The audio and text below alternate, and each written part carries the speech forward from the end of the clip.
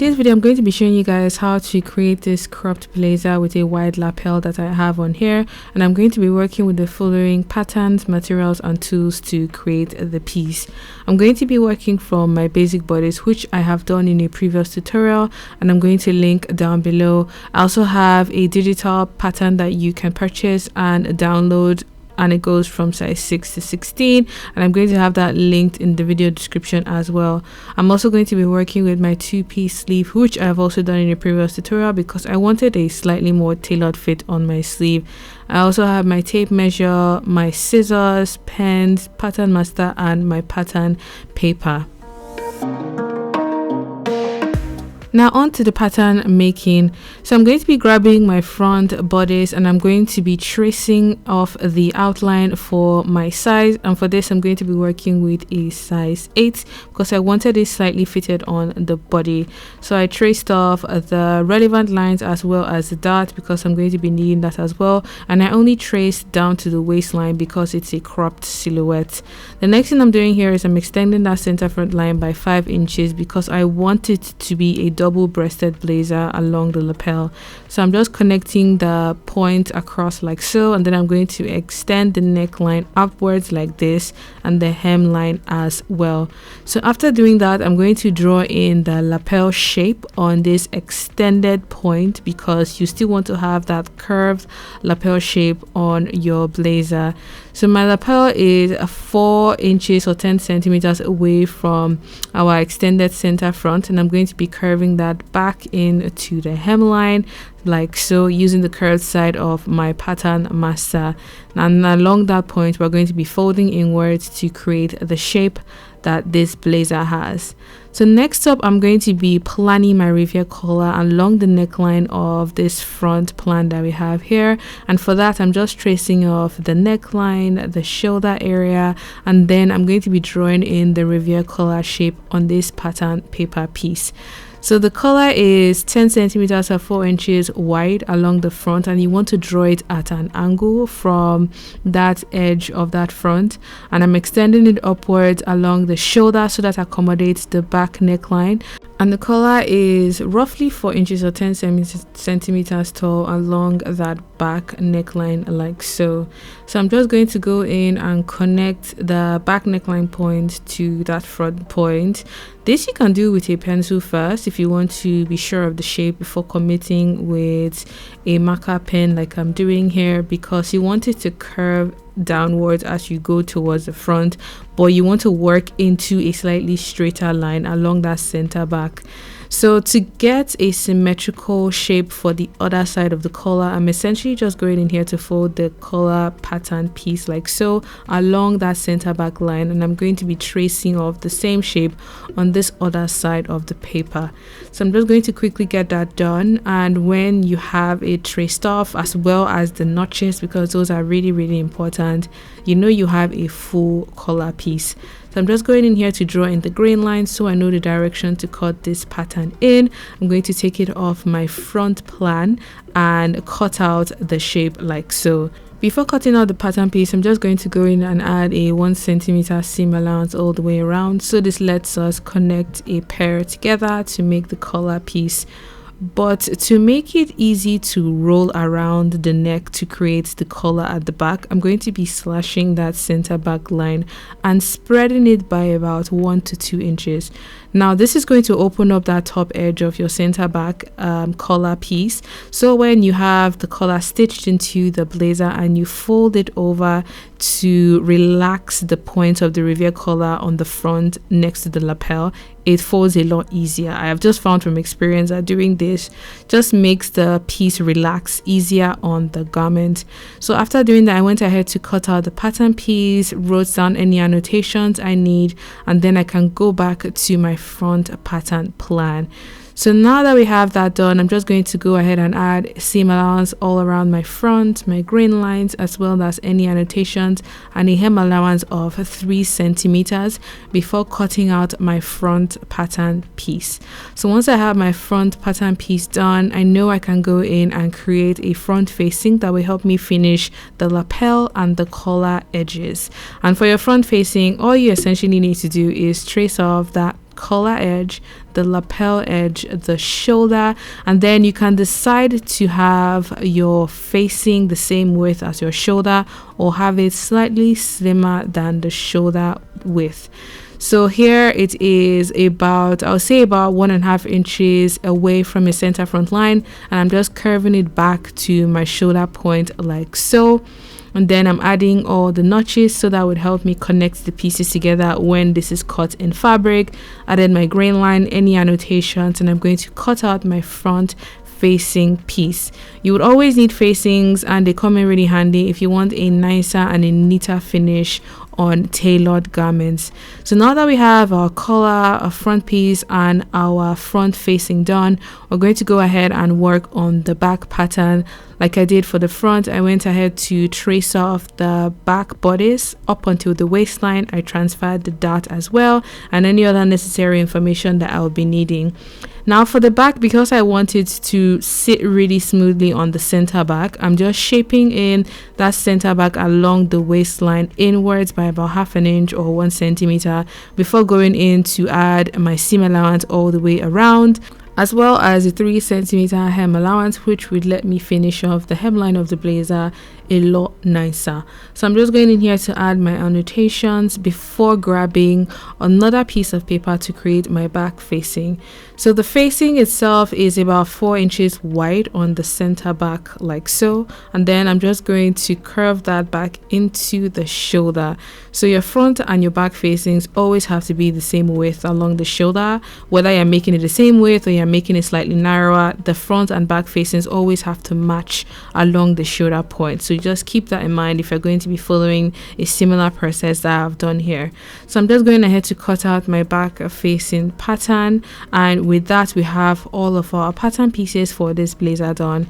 So this piece is not lined, so it doesn't have lining panels, and I'm going to be finishing the edges of the facing and the seams on the inside by overlocking. If you want to have yours lined, you have the freedom to do so as well. You can also use bias binding to finish off the edges if you don't have an overlocker or if you don't want to use an overlocker. So now that we have all of our pattern pieces ready to go, the fabric that I decided to work with is something I've never used before, but I knew would come in really good, really handy in the summer. So I decided to use linen. Story of my life. It's a beautiful, breathable, natural fabric that is amazing when it gets warmer, and my plan is to actually wear this piece in the summer. So I got myself a few meters of linen and some buttons that I thought were really nice and complementary to the fabric. So now that we have all of our pieces in place, I went ahead to pin down my pattern pieces onto my fabric, following the grain lines necessary, and I'm just going in to cut out all of the pieces I need. You need to cut a pair for your front, your back, your collar, your facing, and don't forget your notches. The moment you start to connect a lot of pieces together, notches would really come in very useful. So now that we have all of our pieces cut, the other thing I did off camera was I fused my front facing, my collar, and the lapel area of my front pieces with some interfacing, and this is going to just help to give the lapel a lot more structure and stability. I also have my back piece as well as my back facing, which I also fused with some interfacing as well. I also have my sleeve, which I cut a pair of to create one for the left and one for the right sleeve of my blazer. Now onto actually assembling and sewing all of the pieces together. The first thing I'm going to be doing is transferring my dart point from the pattern onto the fabric on the wrong side. That I will mark with a chalk. I will do this for my left and for my right hand side and pin my darts ready to be stitched. I did this for the back pieces as well, so I know once I take this in my machine, I'm essentially just sewing up all the necessary darts on the blazer on the wrong side using a normal straight stitch. Remember to do my reverse stitch at the beginning and at the end. I gave these a nice press before putting together the right sides, joining the shoulder and the side seams of my front and back pieces. So I'm essentially just going to be pinning this ready to be stitched. I like to always have things pinned and ready so I know nothing moves around like crazy when I'm going to my machine. And then I'm going to be sewing the shoulder, the side, and then the center back points together, so I have one complete blazer piece ready to be joined to the other parts. So now I'm just sewing on a normal straight stitch, joining all the necessary seams before going into overlock to ensure that nothing unravels on the inside of the garment.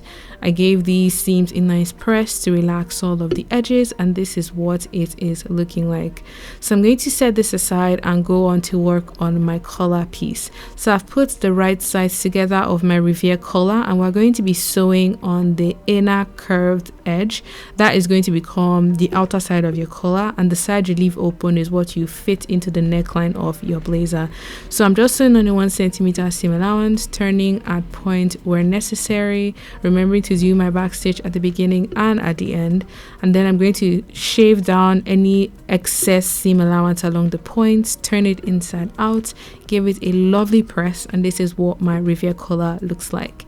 Next up, I'm going to be joining my facing pieces together. So I have my front pieces here. I'm going to grab my back facing pieces as well, and I'm going to be joining the shoulder seams together, and then I'm going to be sewing up the center back of the back facing so everything becomes one unit that can be joined to the neckline of the main blazer piece. After sewing it up, I went ahead to overlock the edges as well, so I know that looks nice and tidy on the inside. I gave the shoulder seam a nice press, and then I know I can grab my collar and sandwich it in the middle of the facing and the main blazer along the neckline.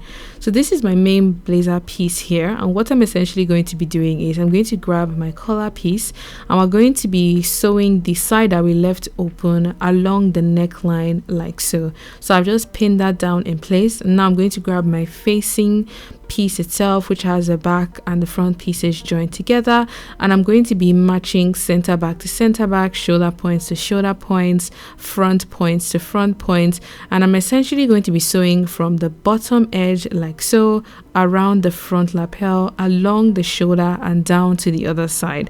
So I know once I have this stitched, turned inside out, we have a nicely beautifully finished lapel and collar area. So along the hemline, you would essentially sew by the 3 centimeters seam allowance that you left, and then when you turn to the front where your lapel is, you sew on your 1 centimeter or half an inch seam allowance, and then you turn towards your neckline like so, and then you sew and catch your collar piece seam in that edge as you are sewing across, and then you make your way to the other side and you essentially continue till the end. After doing that, I went ahead to overlock the hemline of my blazer, so I have that ready to be finished off towards the end of this video. I went ahead to turn my piece inside out, pressed all of my seams, tried it on just to check that I liked the fit. The collar is it's so wide, and I didn't anticipate it was going to be that wide. I think that's the extra points that the blazer has. I honestly didn't think it was going to be so like punchy and statement making, but I'm glad I took the risk. It definitely paid off. But if you want to tone yours down, I say the extension that you did on the center front, don't just make it as wide as I did mine. So after doing that, I'm just going to go in to join my sleeve pieces together. I have joined and pinned together the under to the top sleeve, and I'm essentially going to be sewing on a 1 centimeter seam allowance. After sewing, I'll go ahead and overlock the seams, turn it inside out, and press the sleeve ready to be fit into the armhole of the blazer. So these are both sleeves stitched, steamed, and ready to be joined onto the blazer along the armhole, and I'm just going in here to pin side seam to side seam, shoulder point to shoulder point. And I have to say, sleeves on a curve are slightly more difficult to fit because there's a lot of pulling and tugging, but please do not rush it, else you're going to end up with ugly puckerings like I did that would not just look very flattering on the outside. So after stitching my sleeve into place, I went in to overlock the edges like I did, and I essentially repeated the same thing for the other sleeve of the blazer. Now to finish the hemline, what I did was I hand stitched the folded side of my hemline to the seam allowance point. So I did this on my side seam, I did this on my center back seam, I did this on the dart points for the front and for the back, and by hand stitching it like this on the seam allowance, you don't see the stitch on the right side of the garment, and it keeps that folded edge in place, tucked away. So that was how I finished the hemline of my blazer. And the last thing I'm going to be doing is sewing in the buttons and the buttonholes. So my machine comes with a buttonhole footer, which means I can fix my buttonholes at home. You essentially just follow the settings that the machine has, and you make a buttonhole wide enough for the button that you decide to work with. Just ensure that the buttonhole is wide enough and is not too difficult to pass the button through. After doing that, I went ahead to stitch down a pair of buttons complementary to the holes that I made on the front, so that way I have 2 buttonholes for my 2 buttons like I have here. And with that, your piece is complete. Don't forget to cut your buttonholes open like I'm doing here. I say for the best outcome, cut it with a sharp blade so you don't have loose threads hanging out from your buttonhole after you are done. So this is the finished cropped blazer. It turned out really nice. I'm glad I picked this color of linen. This is a color and a fabric I haven't used for any ready-to-wear piece before, and it's something I know I would wear when it gets warmer with a top underneath and with some jeans or shorts. But if you enjoyed this video, let me know in the comment section down below. Give it a thumbs up, share this tutorial with anybody who you think will find it useful or who would like to recreate it. Also, if you recreate, don't forget to tag me on Instagram at KimDaveDesigns. And in my next video, I'm going to be showing you guys how to make the matching skirts that I have on here. Thank you so much for watching, and until my next video, have a good morning, afternoon, and evening wherever you are. Bye.